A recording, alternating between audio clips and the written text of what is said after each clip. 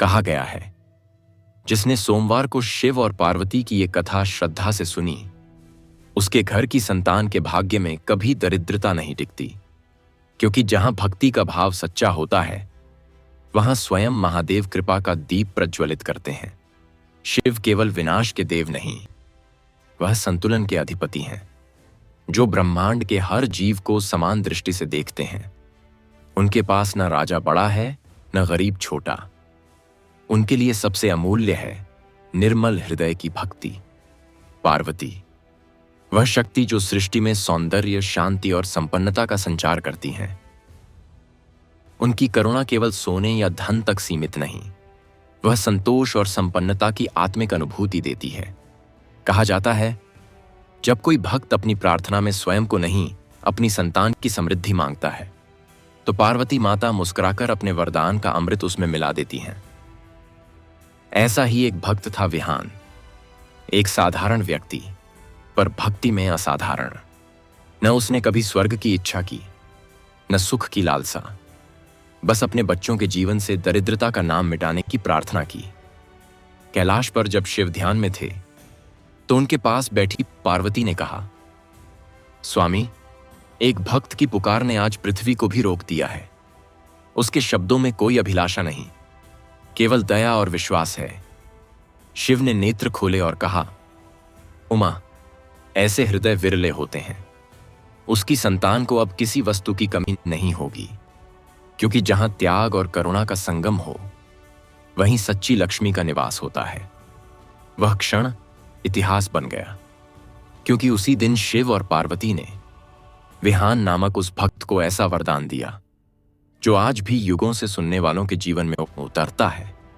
जिसने सोमवार के दिन यह कथा सुनी, उसके घर की संतति पर कभी आर्थिक संकट, दरिद्रता या दैहिक अभाव नहीं ठहरता, क्योंकि इस कथा में केवल कथा नहीं, शिव की करुणा और पार्वती की संपन्नता का साक्षात संगम है। यह कथा उन लोगों के लिए है जो मानते हैं कि सच्ची समृद्धि दान, भक्ति और विश्वास में बसती है। यह कथा उन घरों के लिए है जहां माता पिता अपनी संतान की खुशहाली के लिए हर सोमवार मन से शिव पार्वती का स्मरण करते हैं। भाग 1। विहान की पुकार और कैलाश की करुणा। प्रातः काल का समय था। आकाश पर हल्की रोशनी फैल रही थी, हवा में ठंडक थी और पक्षियों का मधुर कलरव सुनाई दे रहा था। किंतु उस शांत वातावरण के बीच एक मन बेचैन था। वह था विहान, एक सरल, सच्चा और श्रमशील व्यक्ति।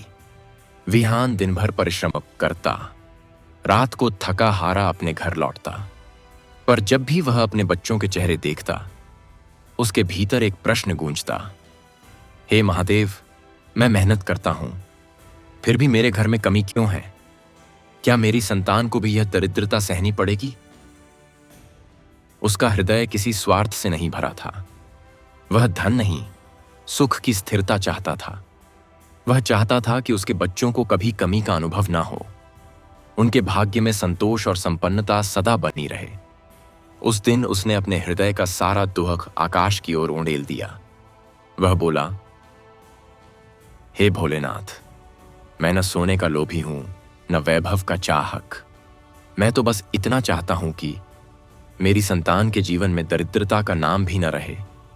हे जगत जननी पार्वती, यदि आपकी करुणा सच्ची भक्ति को पहचानती है, तो मेरे इस हृदय की पुकार को सुन लीजिए। उसकी आवाज साधारण थी, पर भाव गहरा था। उसके शब्दों में वेदना नहीं, विश्वास था। कहा जाता है, जब कोई मनुष्य बिना स्वार्थ के प्रार्थना करता है, तो वह प्रार्थना सीधी कैलाश तक पहुंचती है। उसी समय कैलाश पर्वत पर शिव ध्यान में थे और पार्वती उनके पास बैठी थीं। अचानक शिव के नेत्र खुले। उनकी दृष्टि में करुणा थी और मुस्कान में एक संकेत। पार्वती ने पूछा, स्वामी, किसके आह्वान से आपका ध्यान टूटा? शिव ने शांत स्वर में कहा, उमा, पृथ्वी पर एक हृदय ने मुझे पुकारा है। विहान नाम का एक भक्त। उसने धन नहीं मांगा, उसने अपनी संतान के सुख की याचना की है। उसके शब्दों में प्रेम की वह गहराई है जो स्वयं देवत्व को झुका देती है। पार्वती की आंखों में स्नेह छलक आया। उन्होंने कहा, स्वामी, जिस भक्त की प्रार्थना में स्वार्थ नहीं, वह वरदान का अधिकारी अवश्य है। चलो आज उसी के द्वार चलें, क्योंकि जो अपनी संतान के लिए प्रार्थना करता है वह माता पिता के हृदय का सच्चा अंश होता है। शिव मुस्कुराए और बोले, उमा, आज मैं भी इस बात को सिद्ध कर दूंगा कि सच्ची भक्ति में गरीबी नहीं ठहरती, क्योंकि जहां करुणा और परिश्रम साथ हों वहां सृष्टि स्वयं समृद्धि का मार्ग बनाती है। क्षण भर में एक दिव्य आभा उठी, नील और स्वर्ण किरणों का मिलन हुआ और कैलाश की वायु में घंटियों जैसी मधुर ध्वनि गूंज उठी। वह शिव पार्वती के अवतरण का संकेत था। धरती पर विहान अब भी वही प्रार्थना कर रहा था, आंखें बंद पर मन जागृत। और उसी क्षण हवा में एक अद्भुत शांति उतर आई। विहान ने अपने चारों ओर देखा तो महसूस किया मानो किसी ने उसके कंधों से सारा बोझ उतार दिया हो। कहीं कोई तेज हवा नहीं, कोई स्वर नहीं, पर वातावरण में एक गहरी उपस्थिति थी। वह स्वयं महादेव और माता पार्वती की करुणा थी, जो उस विनम्र भक्त की पुकार से आकर्षित होकर धरती पर उतर आई थी। सार भाग 1 का संदेश। यह भाग सिखाता है कि सच्ची प्रार्थना शब्दों में नहीं, भावना में होती है। जब मनुष्य अपने बच्चों या परिवार के सुख के लिए स्वार्थहीन होकर भगवान से प्रार्थना करता है तो उसकी आवाज सीधी देवत्व तक पहुंचती है। जो सोमवार के दिन यह भाग श्रद्धा से सुनेगा, उसके घर की संतान के जीवन से दरिद्रता और अभाव का नाम सदा के लिए मिट जाएगा। शिव पार्वती की कृपा उसके कुल की रक्षा करेगी और उसके घर में सदा अन्न, धन और संतोष का वास रहेगा। भाग 2। विहान की परीक्षा और शिव पार्वती का साक्षात दर्शन। संध्या का समय था। आकाश पर हल्का नीला उजाला था और हवा में एक अजीब सी शांति थी, मानो प्रकृति स्वयं किसी दिव्य घटना की प्रतीक्षा में हो। विहान अपने साधारण जीवन में भी हमेशा संतोष रखता था, पर उस दिन उसके मन में एक अज्ञात सुकून था, जैसे किसी ने अदृश्य रूप से उसके भीतर से भय मिटा दिया हो। वह अपने हाथों से अन्न के कुछ दाने चुन रहा था, तब पीछे से एक धीमी आवाज आई, वत्स, क्या मुझे थोड़ा अन्न मिल सकता है? 3 दिन से भूखा हूं। विहान ने मुड़कर देखा। एक वृद्ध साधु खड़ा था। उसके वस्त्र फटे हुए थे, चेहरा धूप से झुलसा हुआ, पर नेत्रों में ऐसी गहराई थी कि कोई भी सहज ही श्रद्धा से झुक जाए। विहान बिना कुछ पूछे बोला, आइए, आप भूखे हैं, यह अन्न आपका है। उसने अपने हिस्से की रोटी और जल आगे रख दिया। साधु ने धीरे से मुस्कुराया और कहा, वत्स, तू अपना हिस्सा क्यों दे रहा है? विहान बोला, प्रभु, जब मैं किसी भूखे को खिलाता हूं तो लगता है जैसे अपने ही बच्चों को अन्न दे रहा हूं।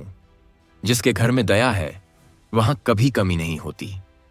साधु ने वह रोटी ली और धीरे धीरे खाते हुए बोले, तूने अपने बच्चों का अन्न मुझे दे दिया। तू जानता है, अगर तेरे घर में अब अन्न न रहा तो? विहान ने सिर झुकाया और कहा, प्रभु, जो देता है वही फिर से देगा। मैंने अपना नहीं, उसका लौटाया है। यह सुनते ही साधु के शरीर से प्रकाश निकलने लगा। विहान कुछ समझ पाता उससे पहले साधु का स्वर गंभीर पर मधुर हो गया। वत्स विहान। वह आय अजमानो आसमान से गूंजी। क्षण भर में वह साधु का रूप विलीन हुआ और वहां प्रकट हुए स्वयं शिव, उनके साथ माता पार्वती।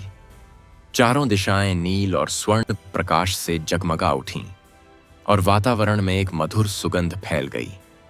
विहान की आंखों से आंसू बहने लगे। वह भूमि पर गिर पड़ा और बोला, हे महादेव, हे माता, मैंने तो बस दया से एक अजनबी को अन्न दिया था। क्या वह भी आपकी परीक्षा थी?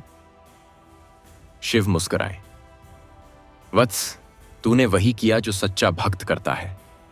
तेरे भीतर जो दया है वही असली धन है। आज हम तुझे यह वरदान देने आए हैं कि तेरे कुल की संतान के जीवन में कभी दरिद्रता ना आए, मैं तुझे वह वरदान देती हूं कि तेरे घर का अन्न कभी समाप्त नहीं होगा। तेरे बच्चों की झोली सदा भरी रहेगी। जहां तेरे नाम से यह कथा कही जाएगी, वहां भी समृद्धि का वास रहेगा। शिव ने आगे कहा, वत्स, याद रख, भक्ति का अर्थ केवल प्रार्थना नहीं, बल्कि प्रेम से कर्म करना है। तूने जो किया वही भक्ति का सर्वोच्च रूप है। विहान ने सिर झुकाया और कहा, प्रभु, यदि मेरा जीवन किसी और के सुख का कारण बन सके तो वही मेरे लिए स्वर्ग है। वह क्षण अनंत हो गया। हवा में घनघोर नाद गूंजा, आकाश से हल्की रोशनी बरसी और विहान के घर का हर कोना प्रकाश से भर गया। भाग 2 का संदेश। यह भाग सिखाता है कि सच्ची भक्ति केवल पूजा में नहीं, बल्कि दूसरों के दुख में करुणा दिखाने में होती है। ईश्वर की परीक्षा कभी कठिन नहीं होती। वह बस यह देखते हैं कि आप किसी अपरिचित में भी उनका स्वरूप पहचान पाते हैं या नहीं। जो सोमवार के दिन यह भाग श्रद्धा से सुनेगा, उसके घर की संतान पर कभी दरिद्रता नहीं ठहरेगी। शिव पार्वती की कृपा उसके परिवार के अन्न और धन की रक्षा करेगी और उसके वंश में सदा संतोष, सुख और संपन्नता बनी रहेगी। भाग 3, विहान का वरदान और शिव पार्वती की अमर कृपा। रात्रि का समय था। चारों ओर शांत वातावरण फैला हुआ था, पर उस शांति में भी एक दिव्य गूंज थी, मानो स्वयं आकाश शिव पार्वती के वचनों को दोहरा रहा हो। विहान के चारों ओर नील और स्वर्ण आभा का मिलन हो चुका था और उसकी आंखों के सामने स्वयं शिव और माता पार्वती खड़े थे। विहान भूमि पर झुका हुआ बोला, प्रभु, मैं धन नहीं मांगता। मैं केवल यह चाहता हूं कि मेरे बच्चों के जीवन में कभी कमी न रहे। उन्हें सदा वह सुख मिले जो परिश्रम और भक्ति के साथ चलता है। शिव मुस्कुराए। उनकी दृष्टि में करुणा थी, पर साथ ही न्याय की गंभीरता भी। उन्होंने कहा, वत्स विहान, तेरी भक्ति ने मुझे प्रसन्न किया है, पर याद रख, वरदान पाने वाला वही है जो उसे दूसरों के साथ बांट सके। तेरा मन निष्कलंक है, इसलिए आज मैं तुझे वह आशीर्वाद देता हूं जो युगों तक तेरे वंश की रक्षा करेगा। विहान ने सिर झुकाए कहा, प्रभु, मैं आपके आदेश के बिना कुछ नहीं। जैसा आप चाहें वैसा ही हो। तभी शिव ने त्रिशूल से एक हल्की रेखा आकाश में खींची। वह रेखा नीले प्रकाश में बदल गई और धीरे धीरे विहान के सिर पर उतर आई। उस क्षण हवा में एक गहरा नाद गूंजा, एम नमः शिवाय। पूरा आकाश जैसे भक्ति में झुक गया। शिव बोले, वत्स, आज से तेरे कुल की प्रत्येक संतान मेरी कृपा का अंश लेकर जन्म लेगी। तेरे घर की दहलीज पर दरिद्रता कभी प्रवेश नहीं करेगी। अन्न तेरे आंगन से कभी कम नहीं होगा और धन तेरे वंश से कभी रूठेगा नहीं। जहां यह कथा श्रद्धा से कही जाएगी, वहां मेरे आशीर्वाद का प्रभाव स्वतः प्रकट होगा। पार्वती माता ने आगे बढ़कर कहा, वत्स, तेरे हृदय की करुणा ने मुझे प्रसन्न किया है, इसलिए मैं तुझे संतोष संपदा का वरदान देती हूं। तेरे वंश में धन तो रहेगा ही, पर उससे बड़ा धन, संतोष, सदा विद्यमान रहेगा। तेरे बच्चों को धन मिलेगा, पर वे कभी अहंकारी नहीं होंगे।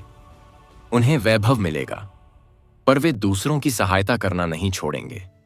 शिव ने आगे कहा, विहान, तेरे जीवन का अर्थ अब केवल तेरे लिए नहीं रहा। तू उस भक्तों की श्रेणी में शामिल हो गया है जिनके नाम से हम अपना आशीर्वाद बांटते हैं। विहान के नेत्रों से आंसू बह निकले। वह बोला, प्रभु, यह मेरा जीवन नहीं, अब यह आपकी कथा है। यदि मेरे नाम से किसी का भी घर सुखी हो तो यही मेरा सबसे बड़ा धन है। शिव ने अपनाकर उठाया और उस क्षण चारों दिशाओं में उजाला फैल गया। वृक्ष झुक गए, पवन ठहर गया और आकाश में एक दिव्य घंटानाद गूंज उठा। वह क्षण इतना शांत, इतना पवित्र था कि समय स्वयं ठहर गया। शिव बोले, वत्स, तेरे नाम की यह कथा अब युगों तक चलेगी। जो कोई सोमवार के दिन इसे श्रद्धा से सुनेगा, उसकी संतति के जीवन में कभी दरिद्रता नहीं आएगी। तेरे नाम से ही समृद्धि का संचार होगा। विहान ने अपना माथा झुकाया और उसके घर की हवा में वह सुगंध भर गई जो केवल तब आती है जब स्वयं ईश्वर किसी भक्त के जीवन को आशीर्वाद देते हैं। सार, भाग 3 का संदेश। यह भाग सिखाता है कि ईश्वर का सबसे बड़ा वरदान केवल धन नहीं, बल्कि संतोष और सेवा की भावना है। जो बिना स्वार्थ के दया करता है, उसे ईश्वर ऐसा आशीर्वाद देते हैं जो उसकी पीढ़ियों की रक्षा करता है। जो सोमवार के दिन यह भाग श्रद्धा से सुनेगा, उसके घर की संतान के जीवन से दरिद्रता सदा के लिए मिट जाएगी और शिव पार्वती की कृपा उसके वंश को सदा समृद्धि और संतोष का वरदान देगी।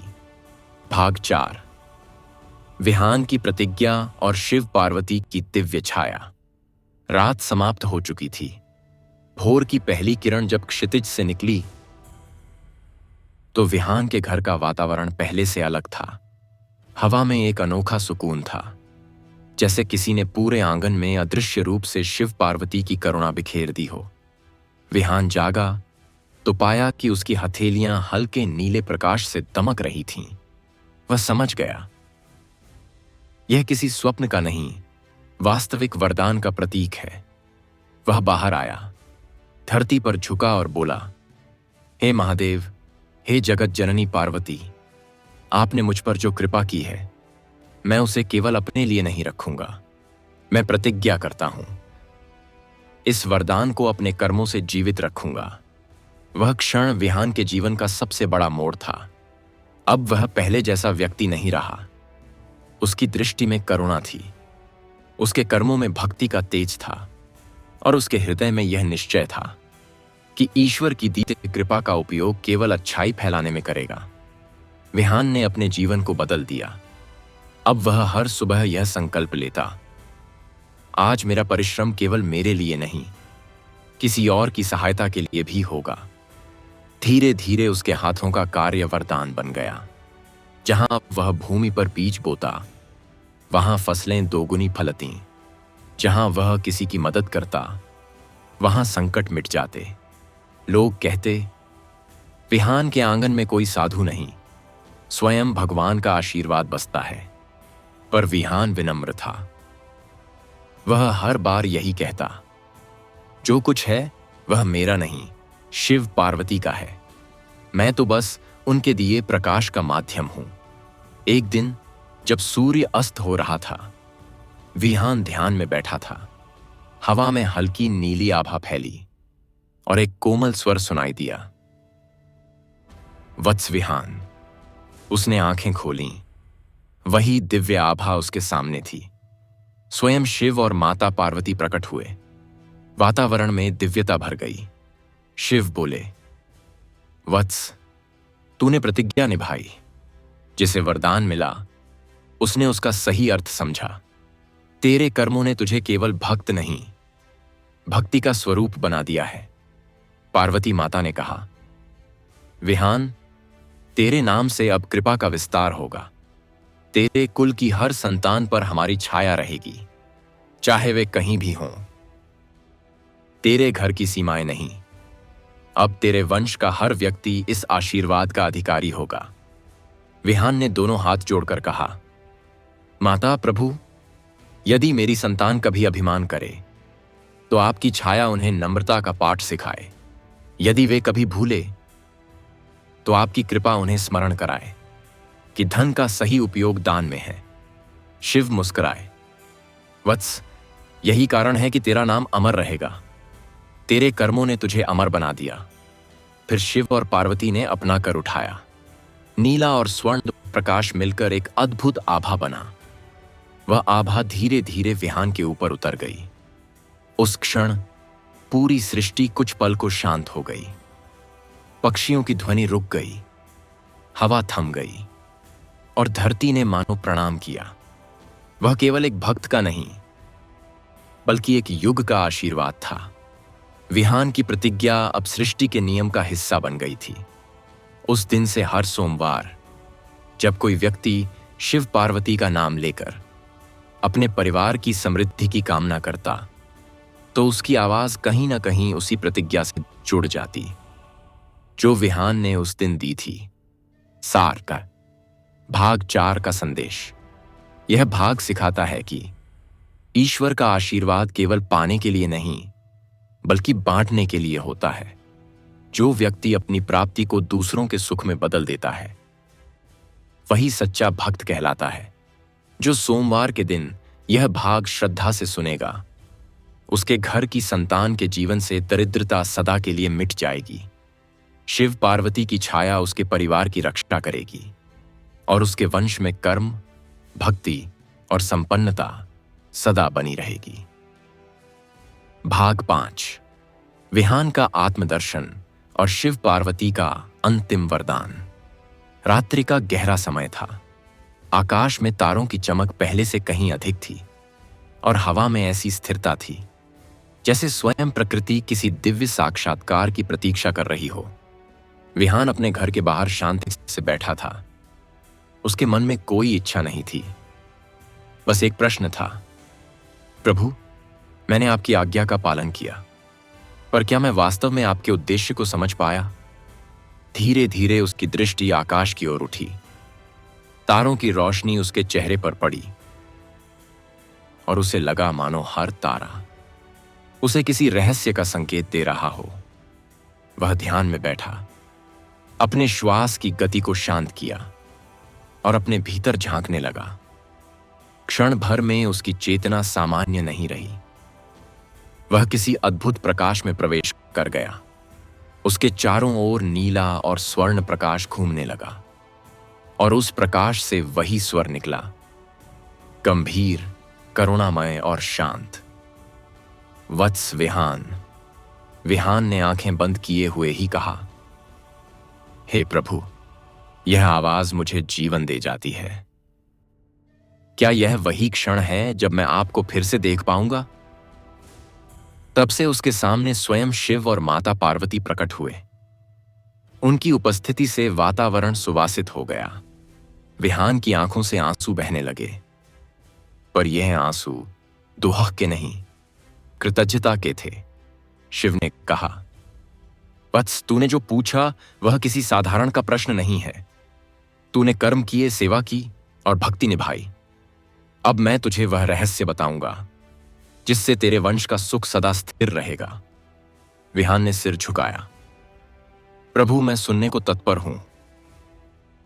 शिव बोले, धन और संपत्ति स्थिर नहीं होती क्योंकि वह कर्म से जुड़ी है, पर संतोष और सेवा जब धन के साथ चलती है तब वह अमर बन जाती है। तेरे कुल का सुख केवल सोने या अनाज से नहीं, तेरे दिए हुए प्रेम से बढ़ेगा। जो तेरे वंशज दूसरों की सहायता करेंगे उनकी संपत्ति कभी समाप्त नहीं होगी। पार्वती माता ने कोमल स्वर में कहा, वत्स, याद रख, भक्ति वह दीप है जो कर्म से जलता है।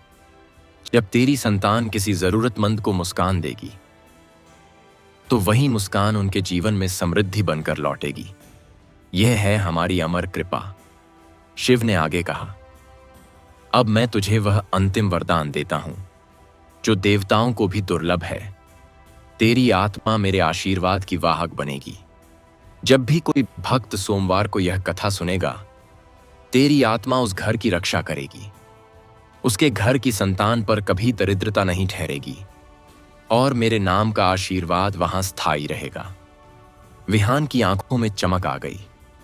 उसने हाथ जोड़कर कहा, हे प्रभु, यदि मेरी आत्मा आपके आशीर्वाद का माध्यम बन सके तो यही मेरे जीवन की सिद्धि है। पार्वती माता मुस्कुराई। वत्स, तू अब केवल एक मनुष्य नहीं, कृपा का प्रतीक बन गया है। तेरी कथा अब भक्ति का मार्ग बनेगी। तभी आकाश में प्रकाश फैल लग गया। विहान का शरीर शांत हो गया, पर उसके चारों ओर जो आभा थी वह और गहरी होती गई। शिव बोले, वत्स, यह देह नाशवान है, पर तेरी भक्ति अमर है। अब तू हर उस घर में उपस्थित रहेगा जहां यह कथा सुनी जाएगी। हवा स्थिर हो गई, पक्षी मौन हो गए और आकाश में एक नीली रेखा चमक उठी, वही जो शिव की कृपा का प्रतीक थी। विहान की आंखें बंद थीं, पर उसके चेहरे पर शांति का ऐसा तेज था जो साधारण नहीं, ईश्वर के स्पर्श का प्रमाण था। उस दिन से यह कहा जाने लगा, जिस घर में सोमवार को विहान की कथा सुनी जाती है, वहां शिव पार्वती की कृपा अपने आप उतरती है। सार भाग 5 का संदेश। यह भाग सिखाता है कि ईश्वर के वरदान का अर्थ केवल संपत्ति नहीं, बल्कि सेवा और संतोष की शक्ति है। जो व्यक्ति अपने कर्म से दूसरों को सुख देता है, उसे ईश्वर ऐसा आशीर्वाद देते हैं जो उसकी आत्मा को अमर बना देता है। जो सोमवार के दिन यह भाग श्रद्धा से सुनेगा, उसके घर की संतान के जीवन में कभी दरिद्रता नहीं आएगी। शिव पार्वती की करुणा उसके परिवार का कवच बनेगी और उसके वंश में भक्ति, धन और संतोष सदा बहता रहेगा। भाग 6। विहान की आत्मा का तेज और शिव पार्वती की शाश्वत दृष्टि। प्रभात का समय था। सूरज की पहली किरणें धीरे धीरे धरती पर उतर रही थीं और हवा में एक मधुर कंपन था, मानो सृष्टि स्वयं कुछ नया जन्म ले रही हो। विहान अब भौतिक देह से मुक्त हो चुका था, पर उसकी आत्मा बुझी नहीं, बल्कि प्रकाश बन चुकी थी। उस प्रकाश की शांति में एक गहराई थी जो केवल ईश्वर की छाया में मिलने वाली शांति होती है। उस दिन कैलाश पर्वत पर शिव पार्वती शांत मुद्रा में बैठे थे। आकाश का रंग नीलम सा गहरा था और उस नीलिमा में एक तेज झिलमिला रहा था। वह तेज विहान की आत्मा का था।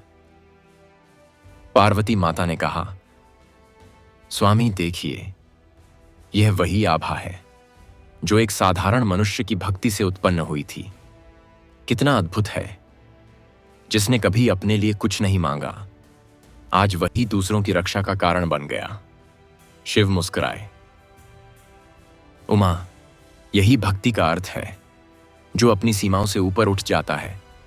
वह देह नहीं, दीपक बन जाता है। विहान की आत्मा अब मेरी कृपा का प्रकाश है। जब भी कोई भक्त सोमवार को हमारा नाम लेकर उसकी कथा सुनेगा, यह आत्मा उस घर में प्रवेश करेगी और हर प्रकार के अभाव को नष्ट करेगी। तभी हवा में एक हल्की ध्वनि उठी, एम नमः शिवाय। वह न किसी वाद्य से निकली थी, न किसी मानव से। वह स्वयं आकाश की पुकार थी। विहान की आत्मा धीरे धीरे धरती और आकाश के बीच संतुलित हो गई। अब वह किसी रूप में बंधी नहीं थी। कभी वह मंद हवा के झोंके में उतरती, कभी किसी बच्चे की मुस्कान में, कभी किसी पिता की प्रार्थना में। शिव बोले, उमा, जब कोई माता यह कथा अपने बच्चों को सुनाएगी, तो उसकी संतान के भाग्य में समृद्धि का सूत्र लिख दूंगा, क्योंकि मातृ प्रेम और भक्त की भक्ति दोनों मेरे लिए समान हैं। पार्वती ने कहा, और जब कोई पिता अपने परिवार की भलाई के लिए सोमवार को यह कथा सुनेगा, तो मैं उसकी संतति को धन और संतोष का वरदान दूंगी। यह वचन अब युगों तक स्थायी रहेगा। वह कहते हुए पार्वती के कर से स्वर्ण आभा निकली और शिव के नेत्रों से नील तेज, दोनों प्रकाश मिलकर धरती पर एक अटूट दिव्य रेखा बन गए। वह रेखा किसी भूगोल की नहीं, बल्कि कृपा की सीमा रेखा थी। वह रेखा जिस घर में पहुंचती, वहां से अभाव मिट जाता। लोग बिना जाने अनुभव करते, आज का सोमवार कुछ अलग है। आज हवा में शांति है, मन में सुकून है और हृदय में आशा है। कहा जाता है, जहां भी विहान की कथा श्रद्धा से कही जाती है, वहां अदृश्य रूप में शिव पार्वती की दृष्टि उतरती है। कोई आवाज नहीं, पर हवा में वह सुगंध फैलती है जो केवल तब आती है जब महादेव स्वयं आशीर्वाद देते हैं। सार कहने भाग 6 का संदेश। यह भाग सिखाता है कि सच्ची भक्ति देह के बाद भी जीवित रहती है। जो व्यक्ति दूसरों की समृद्धि के लिए भक्ति करता है वह स्वयं ईश्वर की करुणा का माध्यम बन जाता है। जो सोमवार के दिन यह भाग श्रद्धा से सुनेगा उसके घर की संतान के जीवन से अभाव और दरिद्रता सदा मिट जाएगी। शिव पार्वती की दृष्टि उस परिवार पर स्थायी होगी और उनके वंश में समृद्धि संतोष सदैव बना रहेगा। भाग 7 विहान की वंश परंपरा और शिव पार्वती का जीवित वचन। समय अपनी गति से आगे बढ़ा, ऋतुएं बदलीं, वर्ष बीते, पर विहान की भक्ति और उसका आशीर्वाद कभी समाप्त नहीं हुआ। वह अब एक कथा नहीं, एक अदृश्य शक्ति बन चुका था। विहान की संतानें बड़ी हुईं, सरल, सत्यनिष्ठ और श्रमशील। उन्होंने न कभी वैभव की इच्छा की, न दिखावे का मोह रखा। उनके जीवन का एक ही नियम था, जो ईश्वर देता है उसका कुछ भाग लौटाना भी हमारा धर्म है। उनके घरों में धन था पर घमंड नहीं, भोजन था पर तृष्णा नहीं, और हर सुबह जब वे अपनी आंखें खोलते तो शिव पार्वती का स्मरण करते हुए कहते, विहान की करुणा आज भी हमारे साथ है। एक दिन विहान का पौत्र आर्यमन ध्यान में बैठा था। वह अपने पूर्वजों की कथा बार बार सुनता, पर आज उसके मन में एक प्रश्न था। दादाजी को ईश्वर ने जो आशीर्वाद दिया था, क्या वह अब भी हमारे साथ है या वह केवल पुरानी कहानी रह गई है? वह शांत मन से बैठा ही था कि अचानक एक मंद नीली किरण उसके चारों ओर फैली। हवा में वह सुगंध उठी जो केवल शिव पार्वती की उपस्थिति में महसूस होती है। स्वर गूंजा, वत्स आर्यमन। आर्यमन ने चारों ओर देखा, पर कोई नहीं था। उसका हृदय श्रद्धा से भर गया। वह बोला, हे देव, क्या आप वही हैं जिन्होंने मेरे पूर्वज विहान को आशीर्वाद दिया था? स्वर पुनः आया, वत्स, यह आशीर्वाद केवल एक व्यक्ति तक सीमित नहीं था। विहान की आत्मा अब भी जीवित है। उसकी करुणा तेरे रक्त में है और उसकी भक्ति तेरे हृदय में। आर्यमन ने आंसू भरी आंखों से कहा, प्रभु, मैं उस विरासत को आगे बढ़ाना चाहता हूं। तभी आकाश में एक उज्जवल रेखा प्रकट हुई। स्वयं शिव और माता पार्वती प्रकट हुए। उनके चरणों से नीला प्रकाश उठा जो धीरे धीरे आर्यमन के माथे पर ठहर गया। शिव बोले, वत्स, तेरे कुल की कृपा अब भी सक्रिय है। विहान ने केवल एक घर नहीं, एक मार्ग बनाया था।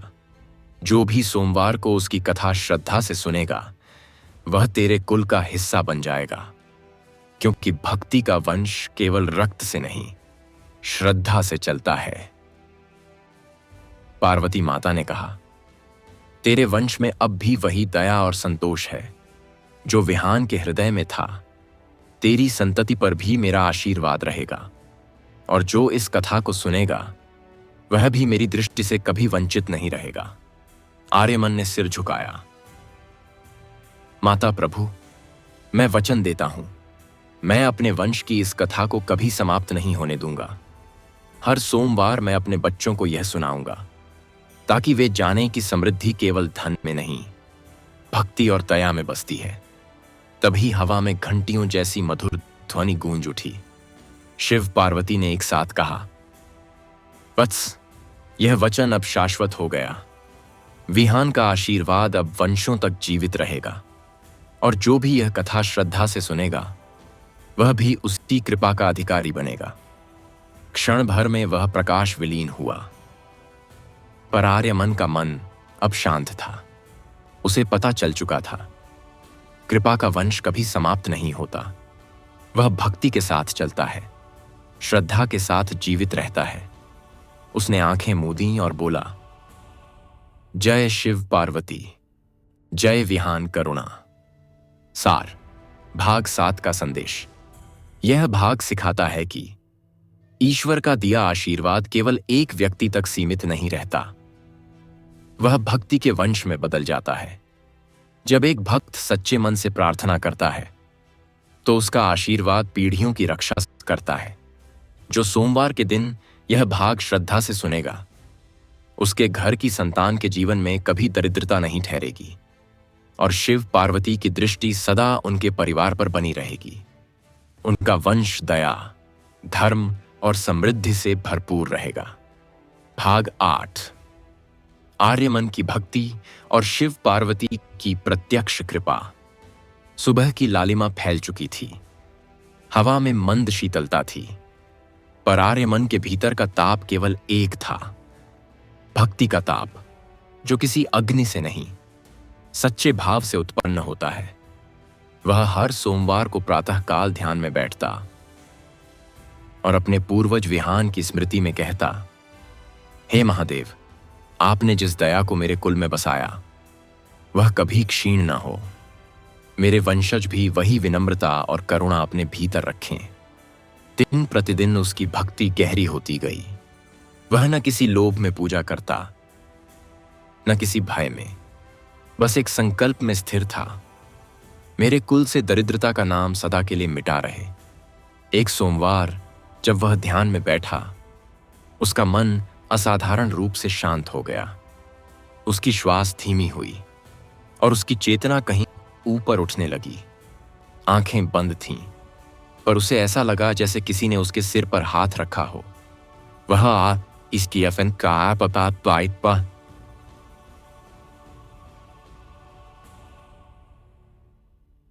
वत्स आर्यमन।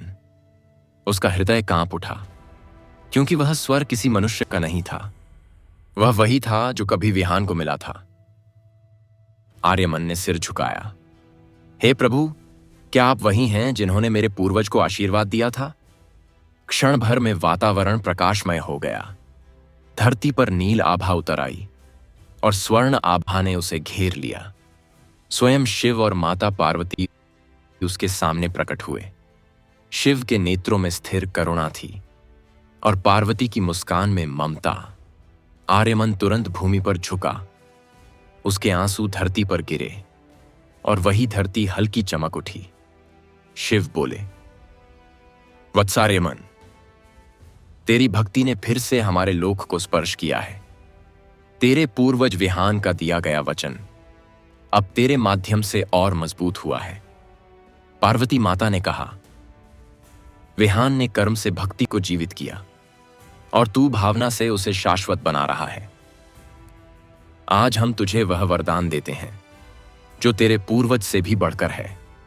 आर्यमन ने विनम्र होकर पूछा, माता प्रभु, वह वरदान क्या है?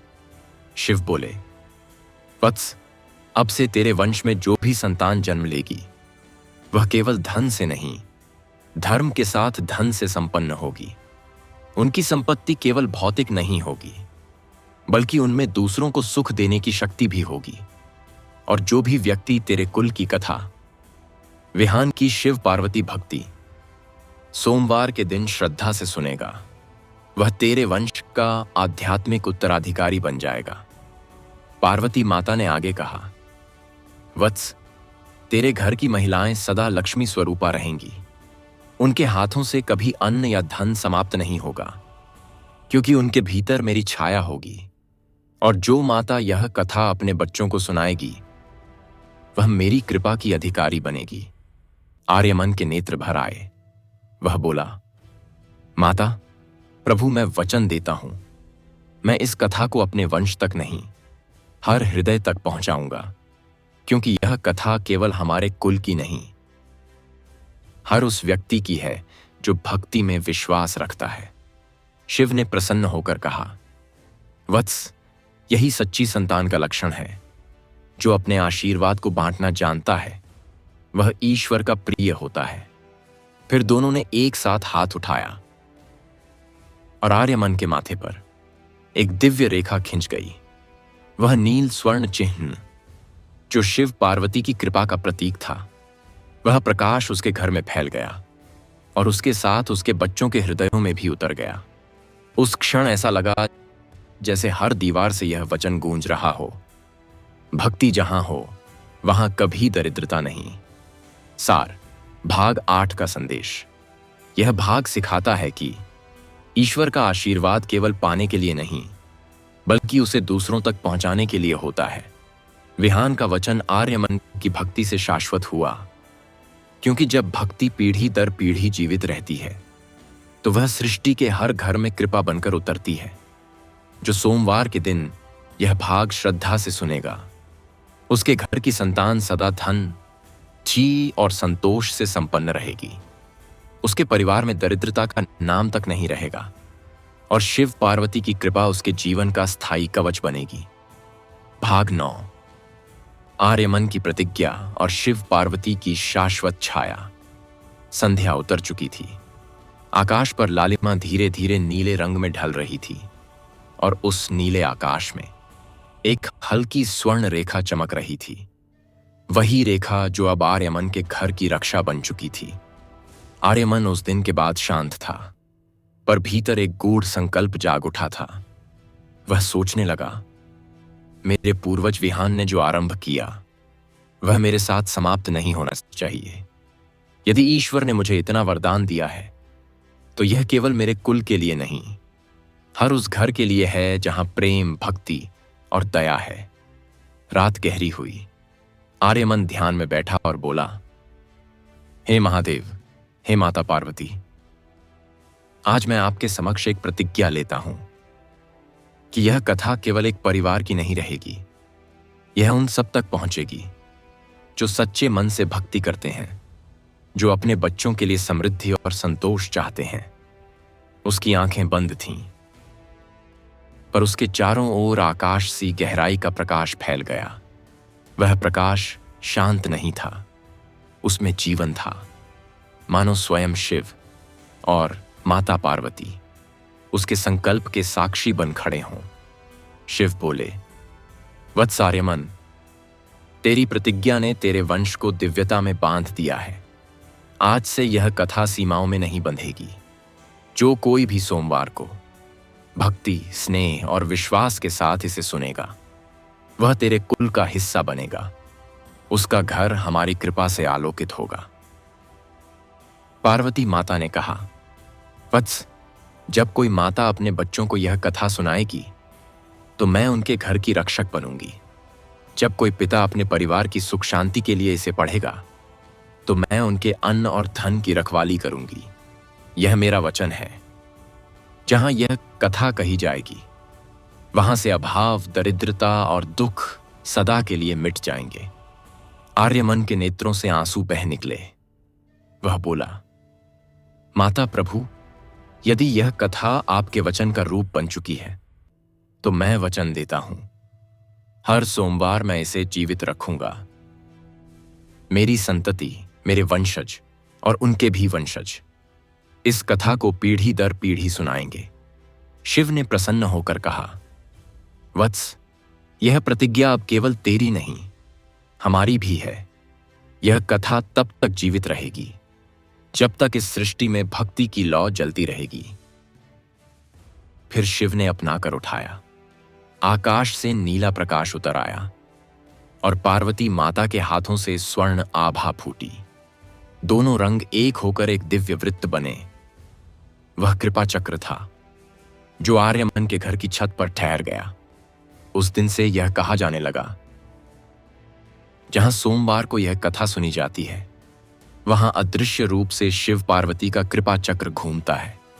वहां कोई विपत्ति ठहर नहीं सकती। वहां अन्न और धन कभी कम नहीं होता। आर्यमन की प्रतिज्ञा अब अमर हो चुकी थी। उसने अपने बच्चों से कहा, याद रखना, भक्ति केवल प्रार्थना में नहीं, कर्म में भी होती है।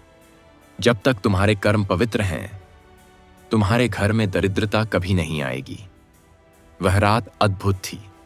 हवा में एक स्थायी शांति थी जो किसी प्रार्थना के पूर्ण होने पर आती है, और उस शांति में शिव पार्वती के वचनों की गूंज आज भी सुनाई देती है। भक्ति जहां सच्ची है वहां हमारी छाया सदा रहती है। सार, भाग 9 का संदेश। यह भाग सिखाता है कि ईश्वर का आशीर्वाद सीमित नहीं होता, वह फैलता है उन सब तक जो भक्ति को कर्म और प्रेम से निभाते हैं। आर्यमन की प्रतिज्ञा ने सिद्ध कर दिया कि जो व्यक्ति ईश्वर के वरदान को बांटता है वह स्वयं कृपा का पात्र बन जाता है। जो सोमवार के दिन यह भाग श्रद्धा से सुनेगा, उसके घर की संतान की चिंताएं के जीवन में कभी दरिद्रता नहीं आएगी। शिव पार्वती की शाश्वत छाया उसके परिवार को आशीष देगी और उसके कुल में धर्म, दया और समृद्धि सदा बनी रहेगी। भाग 10, कृपा चक्र का प्रसार और शिव पार्वती का अंतिम वचन। उस रात के बाद से संसार में कुछ बदल गया था। विहान की भक्ति और आर्यमन की प्रतिज्ञा अब केवल एक परिवार की कथा नहीं रही, वह शिव पार्वती की कृपा का जीवित वचन बन चुकी थी। हर सोमवार की भोर में जब सूरज की पहली किरण धरती को छूती तो हवा में एक हल्की नीली आभा फैल जाती। लोग कहते, आज सोमवार है, शिव पार्वती का दिन है, और यह वही प्रकाश है जो विहान और आर्यमन के वचनों से प्रस्फुटित हुआ था। धीरे धीरे यह दिव्य कृपा एक अदृश्य चक्र में परिवर्तित हुई। वह था कृपा चक्र जो हर उस घर की रक्षा करता जहां सोमवार को श्रद्धा से शिव पार्वती का स्मरण होता, जहां माता अपने बच्चों के लिए यह कथा सुनाती, जहां पिता अपने परिवार के सुख की प्रार्थना करता। यह चक्र किसी धातु का नहीं था, यह आस्था और भक्ति का बना था। जब भी कोई मनुष्य ईमानदारी से कर्म करता, किसी की सहायता करता, किसी भूखे को अन्न देता, तो यह चक्र उसके घर के ऊपर अदृश्य रूप में प्रकट होता, शांति और समृद्धि की रक्षा करने के लिए। एक रात कैलाश पर पार्वती माता ने शिव से कहा, स्वामी, आपके भक्तों की प्रार्थना अब हर दिशा में पहुंच रही है, क्या यह कृपा चक्र सदैव जीवित रहेगा? शिव मुस्कुराए, उमा, यह चक्र तब तक जीवित रहेगा जब तक कोई माता अपने बच्चे के लिए प्रार्थना करेगी, जब तक कोई पिता अपने परिवार की भलाई चाहेगा। यह किसी युग, किसी धर्म या किसी स्थान का बंधन नहीं है। यह भक्ति की ऊर्जा है जो मानवता के हृदय में सदैव प्रवाहित रहेगी। तभी आकाश में नील प्रकाश उठा और उसी में स्वर्ण किरणें घुल गईं। वह प्रकाश एक वृत्त में घूमने लगा। धीरे धीरे पृथ्वी के चारों ओर वह दृश्य इतना शांत, इतना दिव्य था कि देवता भी उसे देखकर विस्मित रह गए। शिव बोले, यह वही कृपा चक्र है जो विहान की दया, आर्यमन की भक्ति और तेरी करुणा से उत्पन्न हुआ है। उमा, यह अब हर सोमवार पृथ्वी पर उतरेगा, उन घरों पर जहां भक्ति जीवित है। पार्वती माता ने कहा, और जो भी मनुष्य इस कथा को श्रद्धा से सुनेगा, उसके घर में यह चक्र अदृश्य रूप में स्थिर रहेगा। वह परिवार धनवान न भी हो, पर उसके जीवन में कभी कमी नहीं होगी। अन्न, वस्त्र, सम्मान और सुख सब किसी न किसी रूप में सदा उसे प्राप्त होंगे। शिव ने आगे कहा, यह मेरा अंतिम वचन है। जो सोमवार को हमारे नाम से विहान और आर्यमन की कथा सुनेगा, उसके घर में दरिद्रता नहीं, केवल संतोष और समृद्धि का वास रहेगा। और जब तक यह कथा कही जाएगी, हमारी कृपा की छाया कभी नहीं मिटेगी। उसी क्षण आकाश से हल्की वर्षा हुई, न जल की बल्कि प्रकाश की वर्षा। वह प्रकाश उन स्थानों पर उतरा जहां यह कथा कभी कही गई थी, जहां कोई बच्चा इसे सुनकर मुस्कुराया था, जहां कोई मां इसे पढ़ते हुए आंसू बहाती थी। उस रात धरती पर हर दिशा से एक ही स्वर गूंजा, AUM नमः शिवाय, AUM पार्वत्य नमः। और कहा गया, जो यह कथा सुनेगा, उसकी पीढ़ियों पर यह कृपा चक्र सदा घूमता रहेगा। आर्यमन ने उस प्रकाश को नमन किया और बोला, प्रभु, अब यह कथा किसी परिवार की नहीं रही, यह आपके प्रेम की कथा बन चुकी है। शिव ने कहा, वत्स, मुक्त कर देना। वह कहते हुए मुस्कुराए और पार्वती माता के साथ विलीन हो गए उस दिव्य नीले प्रकाश में जो आज भी हर सोमवार को भक्तों के घरों के ऊपर अदृश्य रूप से झिलमिलाता है। सार, भाग 10 का संदेश। यह भाग सिखाता है कि भक्ति केवल पूजा नहीं, वह जीवन की रक्षा करने वाली ऊर्जा है। जब सच्चे मन से प्रार्थना की जाती है तो ईश्वर केवल सुनते नहीं बल्कि अपने आशीर्वाद को कृपा चक्र के रूप में स्थायी बना देते हैं। जो सोमवार के दिन यह भाग श्रद्धा से सुनेगा, उसके घर की संतान के जीवन में कभी दरिद्रता नहीं आएगी। शिव पार्वती का कृपा चक्र उसकी रक्षा करेगा। उसके परिवार में अन्न, धन, संतोष और सुख सदा बना रहेगा। भाग 11, कृपा चक्र का चमत्कार और शिव पार्वती की अदृश्य उपस्थिति। समय बीतता गया, पर शिव पार्वती के उस कृपा चक्र की आभा कभी क्षीण नहीं हुई। युग बदले, नाम बदले, पर जो भक्ति विहान से आरंभ हुई थी और आर्यमन तक पहुंची थी, वह अब सृष्टि की आत्मा बन चुकी थी।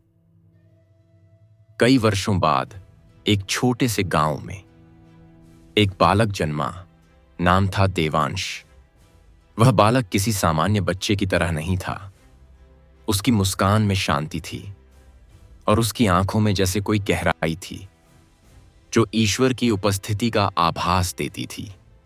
जब वह बोलना सीखा तो उसकी पहली आवाज थी, महादेव।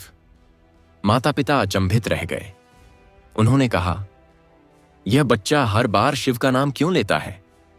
लेकिन धीरे धीरे उन्हें समझ आया कि यह कोई संयोग नहीं, यह विहान के वचन और आर्यमन की प्रतिज्ञा का प्रभाव है। देवांश उनके वंश का एक और दीप था जिसमें भक्ति का प्रकाश जलने वाला था। बचपन में ही देवांश दूसरों की सहायता करता। वह भूखों को अन्न देता, थके हुए को पानी पिलाता और हर सोमवार सुबह शिव पार्वती के नाम से एक प्रार्थना करता। उसका कहना था, मैंने न देखा शिव को, न जाना, पर लगता है वे मेरे पास हैं। और सच में जहां देवांश खड़ा होता, वहां हवा में हल्की नीली सुगंध फैल जाती। लोग कहते, यह वही कृपा चक्र है जो अब इस बालक की आत्मा के चारों ओर घूमता है। एक बार गांव में भयंकर अकाल पड़ा। न खेतों में फसल, न कुओं में जल। लोग निराश थे।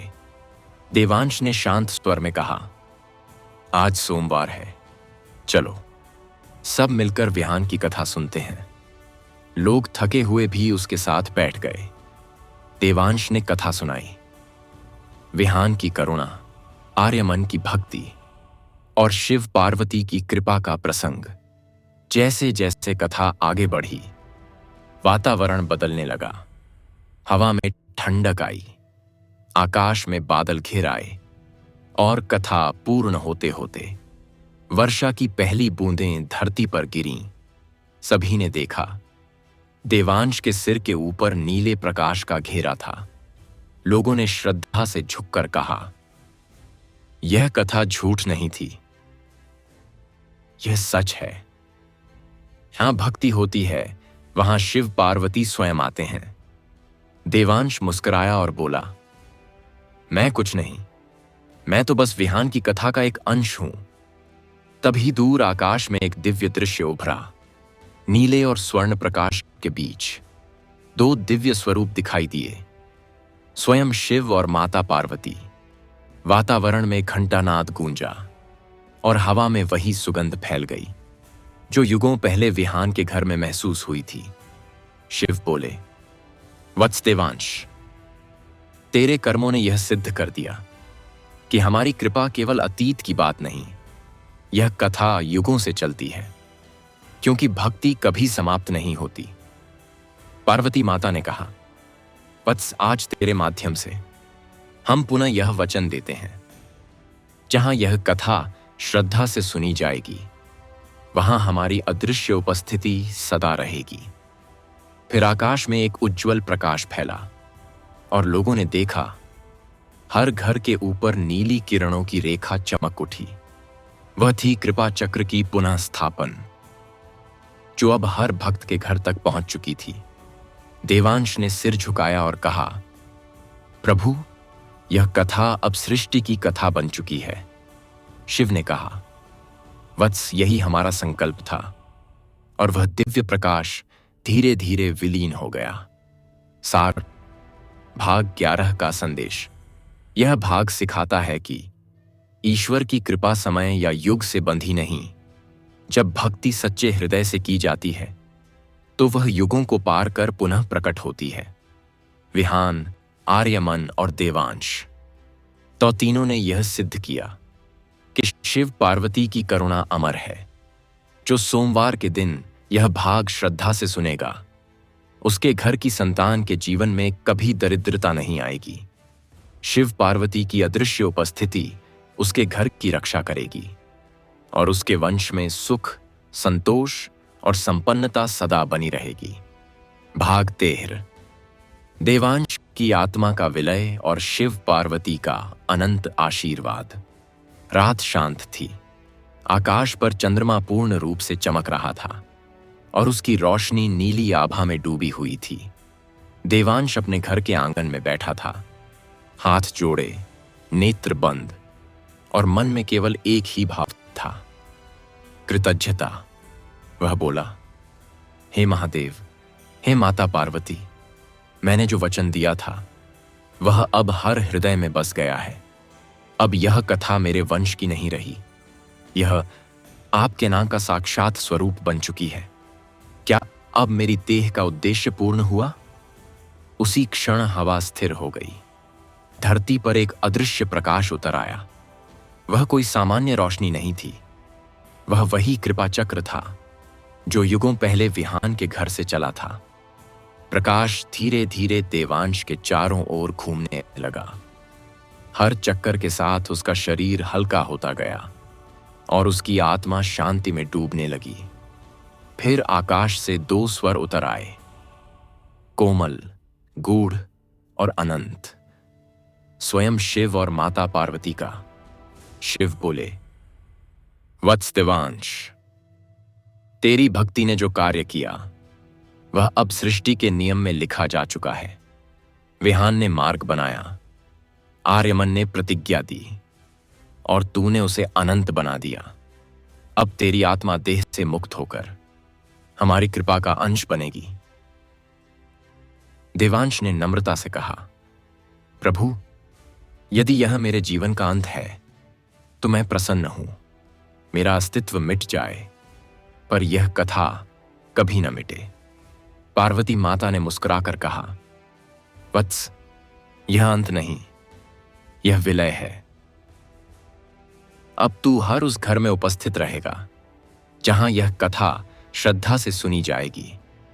तेरी आत्मा वहां सुख का स्पर्श देगी, जहां कोई मां अपने बच्चे के लिए यह कथा पढ़ेगी और जहां कोई पिता अपने परिवार के लिए प्रार्थना करेगा। शिव ने आगे कहा, वत्स, तू अब भक्ति का प्रतीक नहीं, भक्ति का विस्तार है। तेरी आत्मा अब अदृश्य रूप में हर सोमवार पृथ्वी पर उतरेगी और जो भी हमारे नाम का स्मरण करेगा उसके घर में तू कृपा बनकर प्रवेश करेगा।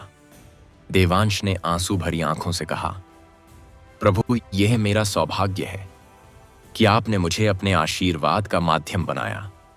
तभी आकाश से प्रकाश की वर्षा हुई। नीली और स्वर्ण दोनों किरणें धरती पर उतर आईं। देवांश के चारों ओर वह प्रकाश घूमता रहा, फिर धीरे धीरे उसके शरीर में समा गया। क्षण भर में वह प्रकाश और देह एक हो गए।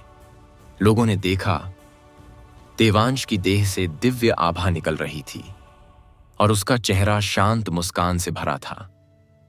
उसने अंतिम बार कहा, भक्ति जहां सच्ची है वहां शिव पार्वती सदा रहते हैं।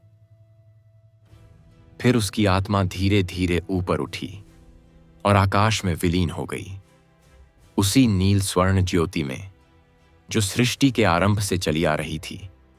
कैलाश पर उसी समय शिव पार्वती ध्यान में लीन थे। पार्वती माता ने कहा, स्वामी देखिए, देवांश अब हमारे पास पहुंच गया है। शिव बोले, हाँ उमा, और अब यह कथा केवल पृथ्वी की नहीं रही, अब यह भक्ति का शाश्वत सिद्धांत बन चुकी है। जो कोई भी इस कथा को सुनता है वह भामी पैकिए हमारे इस विलय का भाग बन जाता है। फिर शिव ने घोषणा की, आज से यह कथा शिव पार्वती कृपा कथा कहलाएगी। यह केवल शब्द नहीं, हमारे आशीर्वाद का सजीव रूप होगी। जो सोमवार को श्रद्धा से इसे सुनेगा वह केवल सुनने वाला नहीं रहेगा, वह स्वयं कृपा का पात्र बन जाएगा। आकाश में गूंज उठा, AUM नमः शिवाय, AUM पार्वत्याय नमः। वह ध्वनि इतनी मधुर थी कि पर्वत, नदियां और पेड़ तक झुक गए। उस रात पूरी धरती पर भक्ति की नीली रोशनी छा गई। कहा गया, उस दिन से आज तक जहां भी यह कथा सुनाई जाती है वहां देवांश की आत्मा अदृश्य रूप में उतरती है और शिव पार्वती की कृपा उस घर की रक्षा करती है। सार भाग तेह का संदेश। यह भाग सिखाता है कि भक्ति का अंत मृत्यु में नहीं, विलय में होता है। जब आत्मा ईश्वर के प्रेम में समर्पित हो जाती है तो वह स्वयं कृपा का माध्यम बन जाती है। जो सोमवार के दिन यह भाग श्रद्धा से सुनेगा उसके घर की संतान पर सदा शिव पार्वती की कृपा बनी रहेगी। उसका वंश दरिद्रता से मुक्त रहेगा और उसकी आत्मा सदा भक्ति, सुख और समृद्धि में स्थिर रहेगी। भाग 14। शिव पार्वती का अनंत वचन और कथा की दिव्य विरासत। कैलाश पर्वत की निस्तब्ध रात्रि थी। हवा में हिम की शीतलता थी और चारों ओर केवल मंत्रों की मंद ध्वनि गूंज रही थी। AUM नमः शिवाय, AUM पार्वत्य नमः। देवांश की आत्मा अब शिव पार्वती के तेज में विलीन हो चुकी थी, पर उसकी उपस्थिति उस ज्योति में स्पष्ट अनुभव की जा सकती थी। पार्वती माता ने कहा, स्वामी देखिए, यह कथा केवल एक भक्त की नहीं रही, अब यह हर हृदय में उतर चुकी है। विहान से लेकर देवांश तक जो भक्ति की धारा बही वह अब संपूर्ण सृष्टि की संपन्नता का आधार बन गई है। शिव ने गंभीर स्वर में उत्तर दिया, उमा, यह सत्य है। भक्ति केवल एक युग तक सीमित नहीं रहती, वह काल से परे होती है और अब यह कथा स्वयं कालातीत कृपा बन चुकी है। उसी क्षण शिव के त्रिशूल से दिव्य प्रकाश निकला। वह प्रकाश आकाश में घूमता हुआ सप्त ऋषियों तक पहुंचा। ऋषि मुनि ध्यान से उठे और बोले, हे महादेव, यह कैसा तेज है? शिव ने कहा, ऋषिगण, यह विहान, आर्यमन और देवांश की भक्ति का फल है। यह कृपा ज्योति है जो मानवता के प्रत्येक घर तक पहुंचेगी। आज मैं और पार्वती यह अनंत वचन देते हैं कि जहां यह कथा श्रद्धा से कही या सुनी जाएगी वहां हमारी कृपा की छाया सदा बनी रहेगी। आकाश गूंज उठा, देवताओं ने पुष्प वर्षा की और हिमालय के शिखर से दिव्य राग निकला जिसे आज तक कोई वर्णन नहीं कर पाया। शिव ने कहा, आज से यह कथा केवल एक भक्त की नहीं बल्कि उन सबकी कथा है जो अपने बच्चों के सुख के लिए प्रार्थना करते हैं। जो इस कथा को सोमवार के दिन सुनेगा उसके घर की संतान कभी दरिद्र नहीं होगी, उसका कुल कभी निराश नहीं रहेगा और उसका जीवन संतोष और संपन्नता से परिपूर्ण होगा। पार्वती माता ने आगे कहा, और जो माता यह कथा अपने बच्चे को सुनाएगी उसके घर में मेरी उपस्थिति सदा रहेगी। उसकी कोख फलवती होगी, उसकी संतान सद्गुणों से संपन्न होगी और उसके घर में धन के साथ शांति का वास रहेगा।